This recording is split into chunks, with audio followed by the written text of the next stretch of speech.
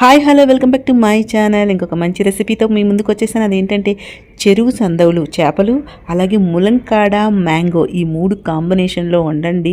అదిరిపోద్ది వేడివేడి అన్నంలో తింటే. సో ఇంకా లేట్ చేయకుండా చూసేద్దాం. ముందైతే వీడియోని లైక్ చేసి చూడండి, స్టార్ట్ చేయండి ప్లీజ్. దీంట్లోకి మిక్సీలో పట్టడం కంటే ఇలా చిన్న ఉంటుంది కదండి, దాంట్లో కొంచెం గసగసాలు అలాగే కొంచెం ధనియాలు వేసి దాన్ని పేస్ట్ లాగా నూరుకోండి. సో ఈ పచ్చి మసాలా కూరకి టేస్ట్ అనమాట. సో అలాగా పక్కన తీసి పెట్టుకోండి చేసుకొని, కొంచెం వాటర్ వేసి చేసుకోండి.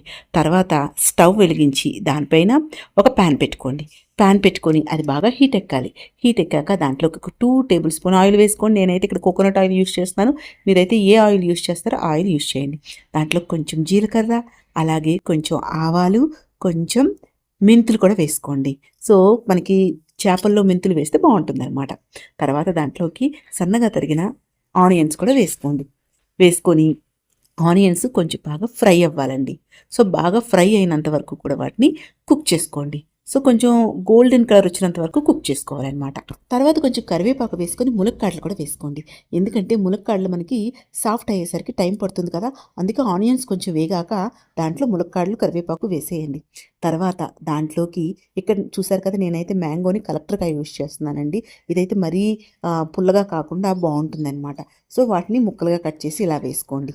తర్వాత దాంట్లోకి మొత్తం కలుపుకొని మనం ఆల్రెడీ గసగసాలు పేస్ట్ చేసి పెట్టుకున్నాం కదా, దంచుకొని పక్కన తీసి పెట్టుకున్నాం కదండి, ఆ పేస్ట్ని కూడా యాడ్ చేసుకోండి.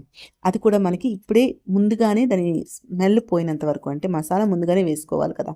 సో ఇలా వేసేసి మొత్తం ఒకసారి కలిపేసుకొని దానిపైన మూత పెట్టి మీడియం ఫ్లేమ్లో కుక్ చేసుకోవాలి. అప్పుడే మనకి ములక్కాడలు అలాగే మ్యాంగో కూడా సాఫ్ట్గా అయిపోతాయి అన్నమాట.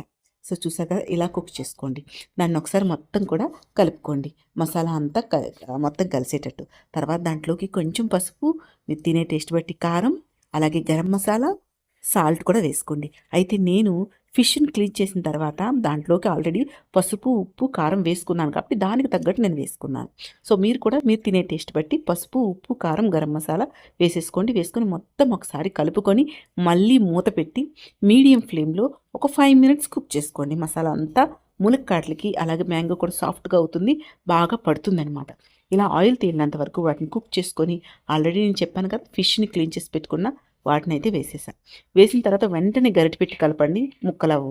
తర్వాత అంటే ముక్కలు అయిపోతే మనం గరిటె పెట్టలేమన్నమాట. ఒకసారి మొత్తం ఏంటంటే మసాలా అంతా ఫిషెస్కి పట్టేటట్టు కలుపుకోండి. ఇలా కలుపుకున్నాక ఒక 5 మినిట్స్ కుక్ అవ్వనివ్వండి. కుక్ అయిన తర్వాత మాత్రమే దాంట్లోకి వాటర్ వేసుకొని ఇక్కడ నుంచి ఫ్లేమ్ని హైలోనే పెట్టండి. మూత కూడా పెట్టొద్దండి, ఫిష్కి మనం మూత పెట్టకూడదు అనమాట. సో మీరు ఫిష్ వేసిన తర్వాత ఒక 5 మినిట్స్ మీడియం ఫ్లేమ్లో బాగా కుక్ అవ్వనివ్వండి. తర్వాత వాటర్ వేసుకోండి, హై ఫ్లేమ్లోనే మీరు ఇక్కడ నుంచి కుక్ చేసుకోండి. ఇప్పుడు దాంట్లోకి మీకు టేస్ట్కి తగ్గట్టు కారం, ఉప్పు, పసుపు అన్నీ సరిపోయావా లేదా అనేది చెక్ చేసుకోండి. అంత ఫ్లేవర్ అంతా ఫిష్ ముక్కకు పడుతుంది. మీరు ఆ స్మెల్లకే కడుపు నిండా అన్నం తినేవచ్చండి. ఇంకా లేట్ ఎందుకంటే వీడియో నచ్చితే లైక్ చేయండి, షేర్ చేయండి, నా ఛానల్ సబ్స్క్రైబ్ చేసుకోండి ప్లీజ్.